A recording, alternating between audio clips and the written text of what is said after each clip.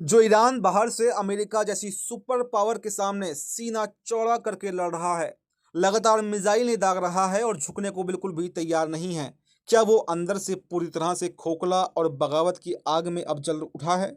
ये सवाल इसलिए है क्योंकि अंतर्राष्ट्रीय गलियारों से एक बेहद सनसनीखेज और चौंकाने वाली खबर सामने आ रही है कि ईरान के राष्ट्रपति मसूद पेजेश्कियान ने अचानक अपने पद से इस्तीफा दे दिया है। जंग के इस नाजुक मोड़ पर देश के सबसे बड़े नेता का यह कदम क्या ईरान में किसी बहुत बड़े तख्तापलट का संकेत है? क्या ईरान के भीतर सेना और सरकार के बीच में कोई ऐसी गुप्त जंग छिड़ गई है जो पूरे देश को तबाह कर देगी? इस वीडियो में हम आपको ईरान के इस अंदरूनी ज्वालामुखी और राष्ट्रपति के इस्तीफे के पीछे छुपी उस खौफनाक हकीकत के बारे में बताएंगे जिसे पूरी दुनिया से अब तक छुपाया जा रहा था।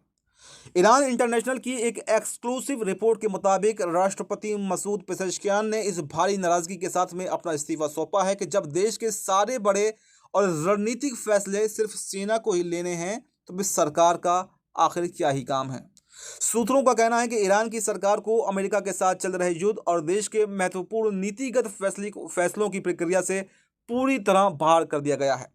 असल में ईरान के ऊंचे पदों पर बैठे राजनेता और खुद राष्ट्रपति इस विनाशकारी जंग को तुरंत रोकना चाहते हैं, लेकिन ईरान की सेना यानी कि आईआरजीसी के कट्टरपंथी गुट किसी भी कीमत पर सीज फायर के लिए राजी नहीं हो रहे हैं।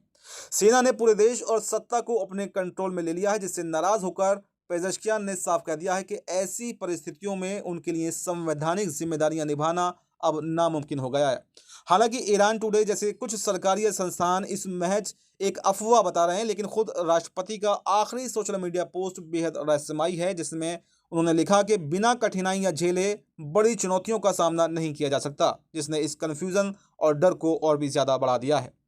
इस बगावत की असली जड़ ईरान के सुप्रीम लीडर मुज्तबा खामनाई की वो गंभीर हालत है जिसे दुनिया से छिपा कर रखा जा रहा था।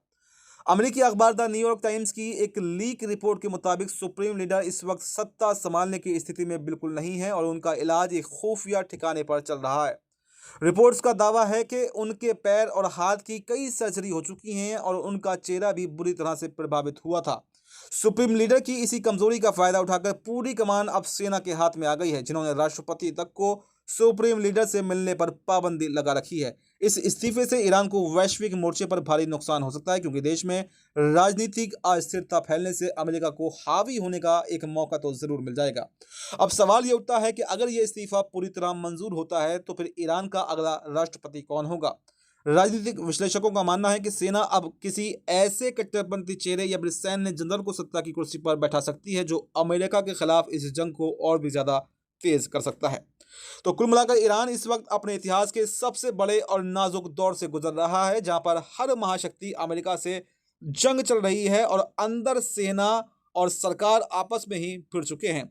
राष्ट्रपति के इस संभावित इस्तीफे और सेना के बढ़ते वर्चस्व से ईरान का भविष्य अब पूरी तरह से अंधकार में दिखाई दे रहा है। ईरान के भीतर छिड़ी इस आंतरिक बगावत और राष्ट्रपति के इस बड़े कदम पर आपकी क्या राय है?